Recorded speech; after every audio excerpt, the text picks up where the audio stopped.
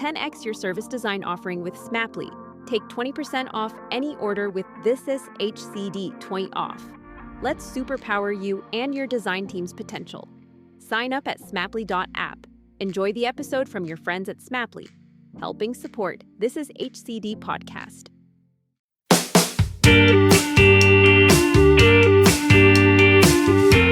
Hello and welcome to another episode of This Is HCD. My name is Gerry Scullion and I'm a service design principal now based in Dublin, Ireland. In this episode, we caught up with Frank Long, one of Ireland's UX forefathers. Frank mentored me way back in the 90s and shortly after began working in the usability and accessibility space for Frontend, one of Europe's oldest UX consultancies. Now, a number of years ago, whilst I was living in Sydney, I began to see and hear Frontend winning awards left, right and centre at the iXDA Awards in America, Lyon and UX Awards and so on, beating some of the massive organisations for some of the biggest design awards in the design world. Now, I wanted to go and dig a little deeper to understand what they were doing internally and how they were doing it. And turns out they created an initiative called DesignFix, which was led by the UX designer John Buckley. Now, we chat about DesignFix and the two projects that were born out of this initiative, one focusing on the Syrian migration crisis, which was actually supported by the UN, and later Moot, a civil dialogue for the post-truth era. And that resulted in an incredible white paper that included some of the world's finest UX thought leaders, such as Whitney Kiesenberry from the Centre of Civic Design and Chelsea Molden from the Public Policy Lab. Look, this is a massive episode. I hope you enjoy it. Let's get straight in. Frank Long, a very warm welcome to the This Is HCD podcast. Nice to meet you again, Gerry. Nice. We've known each other, as a disclaimer, we've known each other for quite a while. We're thinking about 20 years. More years than I care to remember. I know. We'll probably get into that a little bit more about Frank, how he influenced my career. But before we do that, tell us a little bit about how you got into design. Well, I was always interested, I suppose, in art at school. I wanted to go to college. I wanted to go to art college specifically. And I guess design was a way of, my parents were a little bit apprehensive about letting me go to art college. But we found this magical course called industrial design, which seemed to marry everybody's hopes together. I got to do design and my parents thought there might be a job at the end of this, little did they know. Yeah. So I went and kind of applied for industrial design, thinking that I'd end up designing cars and all that kind of stuff. And so that's how it started. Went to NCD, spent 4 years there. And then after that, we graduated at a time in Ireland where there was very few jobs to be had, and particularly in design, creative field.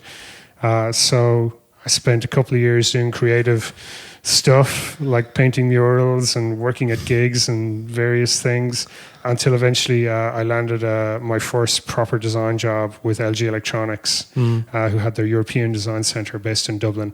So I worked there for 4 years designing TVs, microwave ovens mainly, VCRs, all that kind of stuff. We used to restyle the products for the European and global market based on the Asian kind of undercarriage. And I did that for 4 years. I think I designed 27 microwave ovens in my time. Wow. I'm the king of microwave ovens.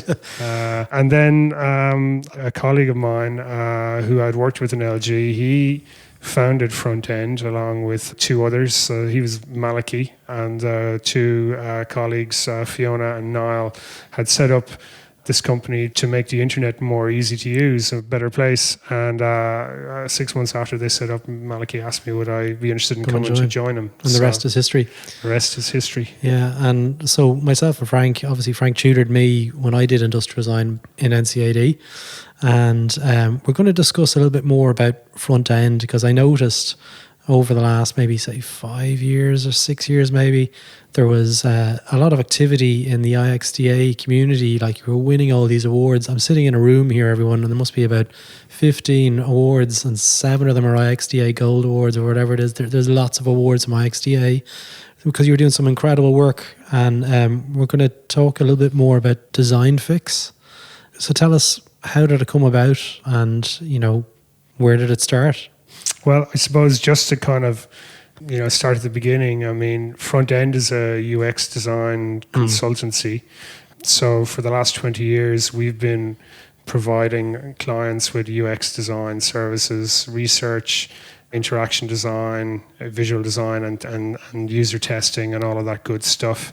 We've worked with clients all over the world. We're kind of lucky because we started so long ago. It's 20 years ago that the field was incredibly new at that time. And so we very quickly built an international client base. We got to work with people like Barclays Bank in the UK, worked with HP in Spain, we're working with UPC in the Netherlands, and all of the time we're working with these guys on groundbreaking stuff. So it was the first digital TV system, the first internet banking system, the first web-enabled server for printing. We're really kind of getting in at the early stage in all of these projects. So our company very quickly got exposure to a lot of new technologies, a lot of interesting projects, a lot of big challenges that had to be overcome. And we've ridden the roller coaster of design, through the good times and the bad times over that 20 years. And I guess, after the dot-com crash, which was probably the biggest challenge, we decided that to survive, we needed to specialize. So we became very focused on complex problems. We became focused on, primarily, software that had very specific, domain knowledge required, very complex problems to solve. So things for stock traders, things for analysts, medical software became something we got involved in. And so, over the years, I guess that's, how our company has developed. So we got to a stage a couple of years ago where we got a dream project who walked in the door to design a system for milkmen, which was, I did a job with milkmen. Do they still exist? Yeah. But it was from a very big company called Glanbia, who are they're worth billions of euros. They're massive. They have businesses in 33 countries around the world. Milk is a very small part of what they do, and milkmen are a very small part of that. But nonetheless, I was intrigued by this idea that we could design something for milkmen. So I've been asked to design something for astronauts. Like a milkman. Wow. Yeah. So I went out and we did research with milkmen. We got up at dawn. We traveled around their rounds with them. We watched how they do things, and it was fascinating because it's an industry that has changed not one bit in 100 years. Everything's done on the back of an envelope, money left under plant pots, sending the local neighborhood kids out into a housing estate to collect your money for you and hope they come back with the milk. It's crazy, right? So we were designing a system for people who had never sent an email, who had never even kind of bought a flight online. It was quite challenging, and that project, I think the story behind it's been incredibly successful. It's got revenues of over 5 million a year. It's got 300,000 customers signed up. It's been really, really successful, and this is just the Irish market. Yeah. So we entered that in the UX Awards, and that was our first win. I do remember this. And we didn't expect to win, to be totally honest. But it was over in San Francisco, and we decided, look, we're finalists, we should go. So we actually brought a good chunk of the office over to attend the event and go to the conference and everything. And then we're amazed to find that not only did we win our category, but we won the Grand Prix that year. So this was we were majorly emboldened by this injection of confidence from the international UX community to say, wow, people from Ireland can, hold their own on a world stage. So that made us think about, okay, well, how do we create great projects like that? Or do we have to wait for one of these projects to walk in the door in order to do something really great? Or can we make it happen ourselves? So that's, I think, when we started thinking about, DesignFix, which is our pro bono social design challenge that we do every year, and that's perhaps gave us the confidence to do that. Absolutely, I think it's an absolutely brilliant idea, and for those businesses out there that are listening to this, I'm sure there's people in their staff that are like, oh, this is kind of a boring project. DesignFix actually works towards fixing the kind of need of a designer wanting to get more into the nitty-gritty of fixing stuff, but also I think it has a massive role to play in actually improving the culture and setting up a design culture, and also giving you the opportunity to have a sandpit to try stuff out. Absolutely. So, I mean, we were sitting down in the studio one day, And John Buckley, one of our designers, he was keen to do some work with students. And he just said, Frank, is there anything we can do? Maybe run a competition or something. I want to go reach out to students in third level. He made a good business case for it, said it'd be good for recruitment, it'd be good for all of that kind of stuff, which there always has to be an underlying kind of benefit for the business. But, the main objective, I think, was just to engage students and to work with them. And, the students bring incredible energy. I mean, as you remember, even when I worked in LG, I used to do lecturing in your college, and I think that's where we first met. So I don't think you got any energy out of me back then. So John was keen to do this kind of student outreach thing, and I was just thinking about, well, if we're going to do something, can we not make it more meaningful? Is there something else? Is there an angle we could take that would maybe allow us to achieve something that could maybe help us emulate what we'd done for the milkman, in a more social context? And at the time, we were watching all these distressing pictures on the TV of Syrian migrants, pouring over borders and like being kind of rescued in boats. And I just thought out loud, what could human-centered design do to solve a problem like the Syrian migrant crisis? I don't even fix it, but just work towards making it better. Yeah, exactly. Yeah. And I mean, I say that kind of facetiously in a way. I mean, not trying to fix the problem, but like, what difference could we make? Could we even make a little difference? Like, I mean, it's almost a challenge to even make a little difference. So at the time, we were doing a lot of work in the healthcare space in Geneva with a large pharmaceutical company. So we're over and back to Geneva a lot. So we reached out to the UN, who are based in Geneva, and they have their migrant group over there. So quite quickly, really, we kind of arranged a meeting where we chatted to them about what we could do, what problems were they facing, in dealing with this challenge. And they literally had hundreds of people on the ground, in various countries, like, trying to manage and cater and deal with this chaos that was going on. And so we identified the healthcare space within this kind of migrant problem as a big opportunity or something that was causing them a lot of pain. So initially, that first project was based around a future vision for migrant healthcare. So we worked with the UN and students and various industry experts to come in and to to frame a problem, to do some kind of work, and to come up with a concept that would perhaps shine a light in the way that maybe these systems should work. And then that was quite successful. So that led to the following year where we tackled Moot.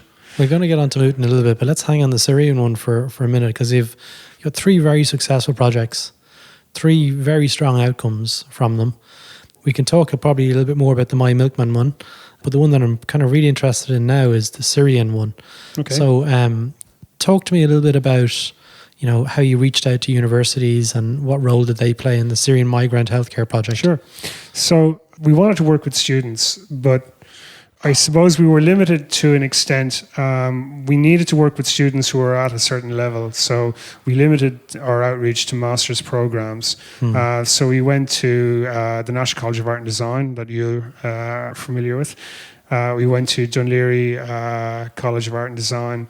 We also had input from Carlow design course and University of Limerick and Trinity College Dublin. So there was 5 colleges involved, and not all of these colleges had UX design or interaction design courses. So some of them were more software focused, some of them were multimedia, some of them were more design, which I think kind of lends a bit of strength to the program, because the students that we were bringing together out of these courses were all slightly different, and had different kind of approaches. They're coming from a different perspective as well. It was really, really good. And we basically reached out to the courses.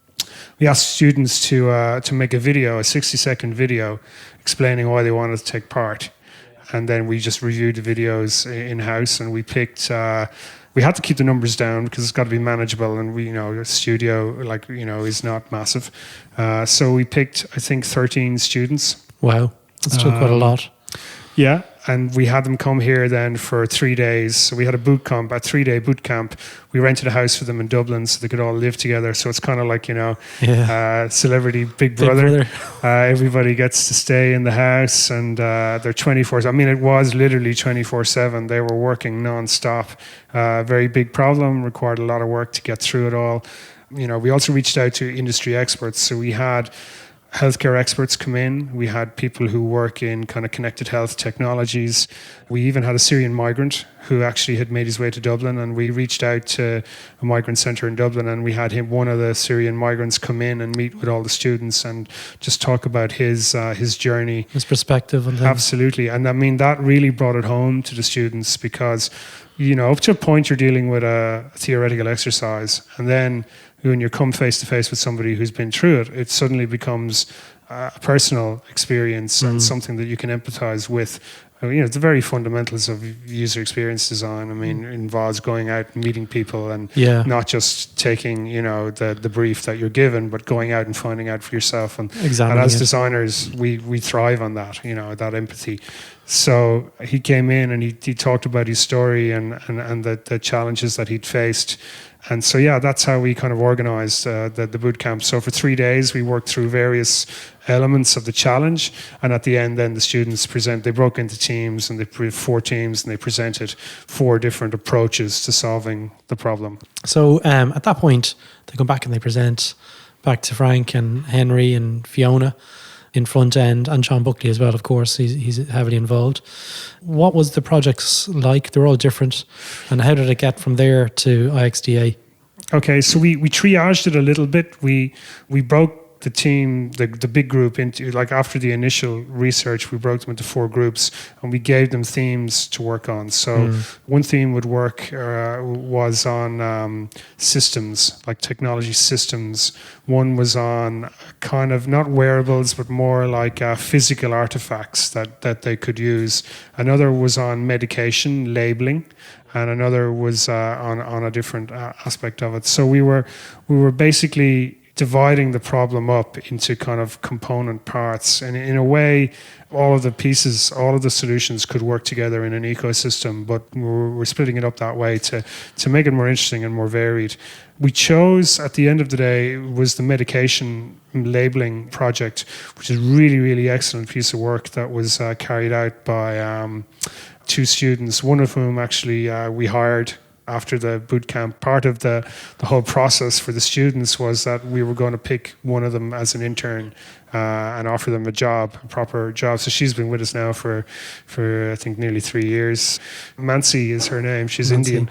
So Mansi was one of the designers on that project. It was a very thought through solution based around pictograms, coding, using a web-based template to generate these labels on the fly. You need to understand how medication is distributed in a makeshift medical center, very on the transient border environment of some 2 frontiers. They would have like large drums of Prozac, paracetamol, you name it, that they buy very cost effectively, but there's no packaging, there's no secondary packaging to tell you how to take the medication or what it is.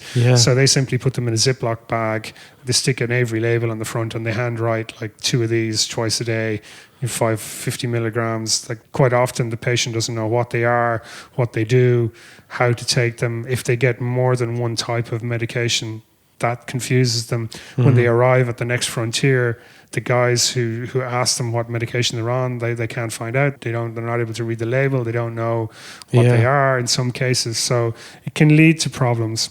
So the system was designed to work within the constraints that they had, which was they're buying bulk medication and we need to apply a secondary label to it, but allowed them to make that solution work so much better in terms of localization, choosing different languages, adding notes, pictographics, so that a lot of these people traveling have difficulty reading. So there's a lot of really good ideas in there, and the UN were really, really keen on it. At the time, the World Health Organization were looking for a standardized label for medication for all aid agencies, because everyone uses a different standard or no standard at all, so that there's a feeling that this solution could be the starting point for what needs to be done. The baseline from there, and you can take it from there. Yeah. So that's a fantastic example of just, brilliant work. And you got international recognition from iXDA again.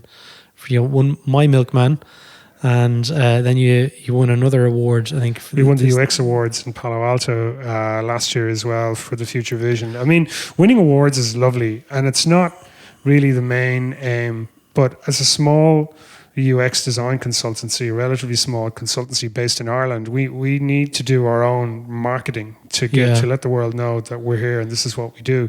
And awards are an effective way of doing that. Yeah. I mean, so that's why they're important, I suppose, that, customers from Wisconsin or like, Sydney. Germany or Sydney who haven't heard of us before, at least when they see that you've won, some recognized awards, and okay, these guys may well be good. And we have won work on the back of that. So it is an important part of how the business functions. It's brilliant because, those last two projects haven't been just pie in the sky. They've actually driven real outcomes. Yeah, I mean, and that was, Milkman was a commercial project and has been very successful and continues to be. The Future Vision of Migrant Healthcare started off because it was the first time we'd done it. We didn't really know how successful it would be, or whether it would be successful at all in terms of creating a coherent solution or creating something that anybody was interested in. And the fact that the UN found it valuable, that they felt that there may be something in this for the future, was a bonus and hugely gratifying, I guess. So we wait to see how that's going to progress. We don't know yet what's going to happen next with that. Yeah. So just moving on, the piece that, we were chatting about this for, a while, the Moot project, which, again, I don't mean to keep on saying it, but you won another award in iXDA about this. It's a bit like Riverdance in the 90s for Ireland. I'm sure you're getting up on that stage winning another award. But Moot is a white paper, I guess, and it's about rebooting democracy. Yeah. And it's something that I know the listeners on the podcast are very much like, about fixing, social problems and social design and stuff. So tell us a little bit about where this came from. And, there's some serious design superstars involved throughout, and yourself, of course, Frank, involved throughout it. So let's talk a little bit about where it came from. So I suppose, how do you follow the success of, the Future Vision of Migrant Healthcare, which had kind of exceeded beyond our wildest dreams what we felt we could achieve? So the following year, we were thinking, okay, well, what's the next problem we want to solve or look at? And Trump had just been elected in the US. Yeah. The Brexit referendum had just taken place. Yeah. And I mean, everybody was, in a way, I suppose, shocked by the outcome of both of those. And so, and even in Ireland, we had protests against water charges, and there were 100,000 people on the street, like demanding, that the government reverse the legislation and that. And it continues to this day. I mean, around the world, that there is a feeling of civic unrest and political erosion of trust in political establishment.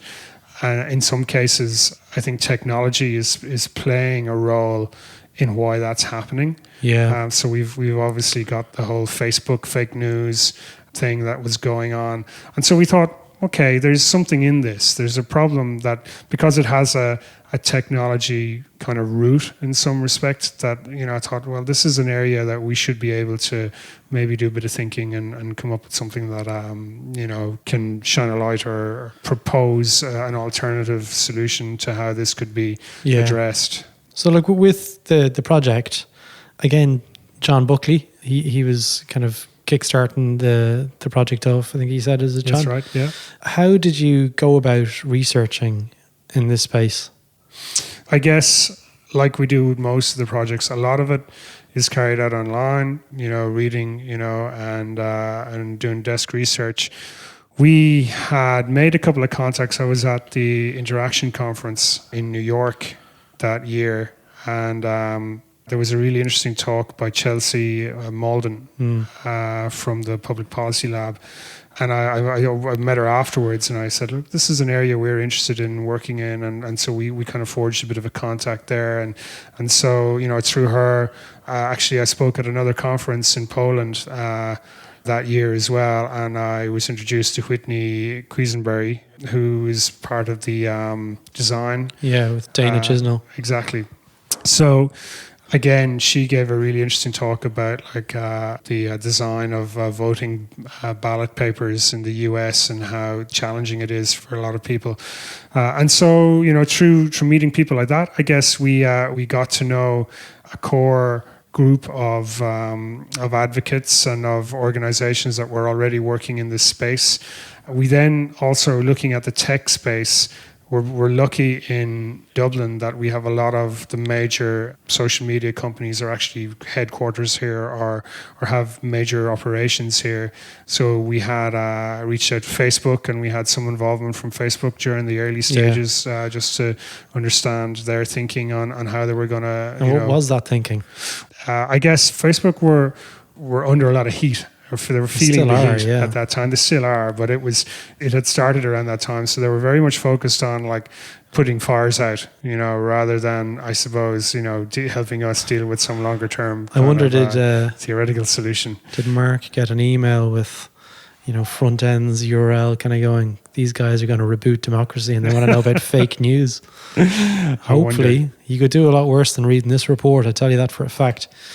So tell us a little bit more, Storyful, our business. I'm really keen to understand, the kind of things that came out of the report. There's 3 great principles, or maybe it's a bit more. Is it 3 principles? There's actually 6 principles. 6 in total, principles. Sorry, I should have done my research more. I mean, just to kind of fill in a little bit of background, we did the research. We got students in to. We did it a little bit differently this time. We learned from the first year, so we actually, in each of the courses, we gave them a project to do, so that they were primed and ready in this area. So we got slightly different projects in different colleges, and they would work on that for a number of weeks, so that when they arrived at our boot camp, they'd already done a piece of work that had kind of primed them in this area, and that they were already versant with a lot of the research that was out there. That was really helpful. So when we got to the boot camp phase, it was a lot more productive. We had you mentioned Storyful there, and they were really helpful. They came in. Storyful gave us a lot of insight into how they authenticate online stories for their news platform. Yeah, you mentioned this. Tell us a little bit more about how they triangulate and figure out the authenticity of a story. I just remember driving somewhere one day, and I heard an interview on the radio of somebody from Storyful explaining the process that they go through when they, let's say, get a tweet from somebody in Syria or in some part of the world where they say something is after happening. And then they need to, before they can use that as a source for a news story, they need to authenticate that it's actually true and it's not fake news. So they have a series of protocols that they go through, and it involves, looking at that person's online profile. They do research into who their connections are online. They're looking at the locations and the times. They even examine the content of their photograph streams on Facebook, so they can identify, are they in the location they say they're in? Are they, are the dates consistent? So there's a lot of work, and this obviously, coincides with telephone calls and reaching out to them in different channels to make sure that they're authentic. But I guess it was impressive. 2 things impressed me. One was that the rigor of the process and the levels they go to. I mean, it is quite arduous. And the second thing was the speed it's done at. It has to be done in a number of hours. So literally, they will do all of this work, which sounded like a huge amount of legwork to be done. And it all has to be done within a couple of hours, so that the story is still relevant and fresh and out in time to inform the world. So Eamon Kennedy came in, and he gave us good insight into how they do all of that. We also had experts from the field of machine learning, for artificial intelligence. We got some heavy hitters in terms of giving us all of that insight. And I guess a lot of the work that we do in Frontend for our commercial side of our business would be working in those areas anyway. So we have a lot of knowledge in-house about how, natural language processing works, and how machine learning and various types of AI can be used in these projects. So, that would be brought to bear on the group as well. So let's just go back to the principles, I guess. Yeah, so I suppose what we found, I'll be honest, when we started trying to reboot democracy, we got about a couple of months into it, and then we realized we'd bitten off a huge amount Just a more bit. than we could probably chew. Yeah, just a bit. Very difficult to settle on one design asset or design artifact that was going to, embody the research that we had done. So it became apparent to us that what we really had here was actually two things. It was a kind of almost academic body of work that we had created through all of this research and contributions from all of the various people that we mentioned. And from that, we created a series of design principles. And these design principles were basically, how do you improve civic dialogue?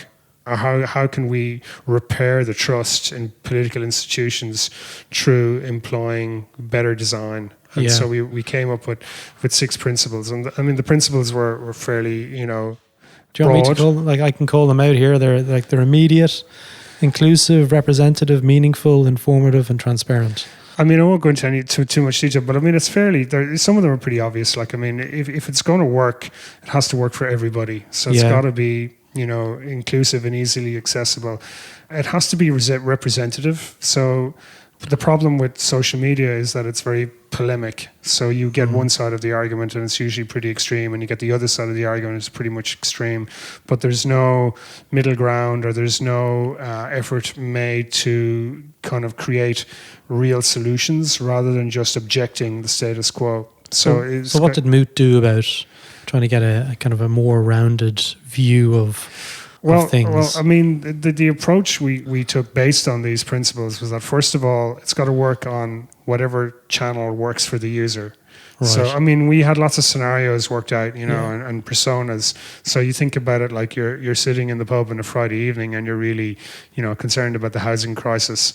And, you're having a conversation with your mates, and, you're trying to put the world to rights, as we're very good at doing in these situations. And an opportunity that at that moment in time, when you're engaged, can you either find out more about what's going on, or ask a question, or contribute in some meaningful way to like the system, and in a way have the system be able to take that information, process it, and provide you back with a response, or if it's not possible to provide you with a response, to kind of like further it along to the representative that might be able to deal with that, or the office that might be able to deal with that. So it started off as from the citizen side, it's a multi-channel client. So you can SMS it, you can email it, you can talk to it, use it on your desktop. You ask a question, it will respond to you on the same platform that you ask. We use a little bit of like natural language processing and AI algorithms to define or redefine the question that you're asking, so you might phrase it in a certain way and it will come back and say, are you talking about this issue? To qualify and to qualify. Which is a big thing in, Google Home, and they're trying to get around that at the moment. Absolutely. And it's really, I suppose a way of what we need to do is to try at the back end of this, we need to kind of classify and categorize and stratify all of the topics that are being talked about, because it's a very open-ended interface, so any questions can be asked. So in order to make sense of it, they need to be grouped and they need to be managed in a way that allows somebody to come in and see what most of the conversations or issues raised are about, and then to drill into those and to see the specifics once you're in there. So we're relying on heavy-hitting technology to manage a lot of that. From the representative side, they will like have their own logged in dashboard where they will see the issues relating to them. They'll be able to, get all the various different levels of opinion, for, against, in between. It's possible for them to communicate individually with the citizen or to do it in groups. It's possible to poll groups of people. It's possible to put forward different suggestions, and all of this can be done in a very easy to use way.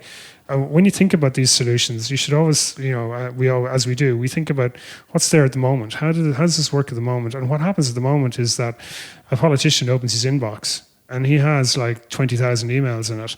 And he's got a guy who sits there and he goes through those emails and he cuts and pastes a response in, because everybody gets responded to, but it's kind of meaningless because there's no time to deal with issues on a citizen by citizen basis. You need to have a more effective way. So that's what the back end of the system is trying to do, which is to, at a certain level, it's automated and providing information where information does the job. If that doesn't work, it's kind of becomes more of a human response, and that can be done by groups, different types of groups, polling questions and all of that kind of stuff. Yeah, it's amazing. Like it's a fantastic paper, and it's one of the reasons why we caught up today, because like I read it after we met a number of months ago. I was like, this is brilliant work, and I'm going to put a link in the show notes for anyone that wants to download this. And I encourage any designers out there with a social design, I guess, appetite to really read this, because this is the kind of work that you could bring to your boss and say, you know what, this is something we could try and challenge ourselves and do it on our downtime.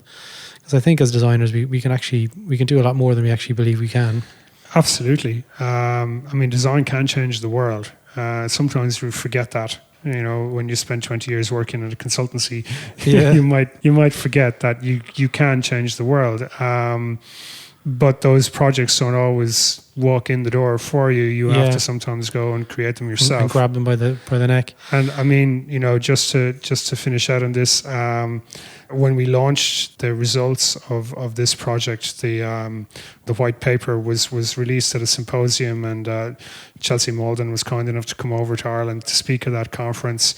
We had members and representatives of government there, who in the audience, who listened to what was being said. And following on from that, we've actually done work on Ireland's government website, gov.ie, which has come directly from this, which was something we, again, didn't expect to happen. Yeah. We didn't do this to directly win work, in the area of civic democracy, but that's how it turned out. So, I think if you do good design work, they will come. Absolutely. It's kind of like the Field of Dreams. It's the Kevin Costner approach. Yeah, absolutely. Yeah. And just to, if anyone's interested in reading the paper, it's called The Rules of Engagement, Design Principles for Civic Dialogue in a Post-Truth Era.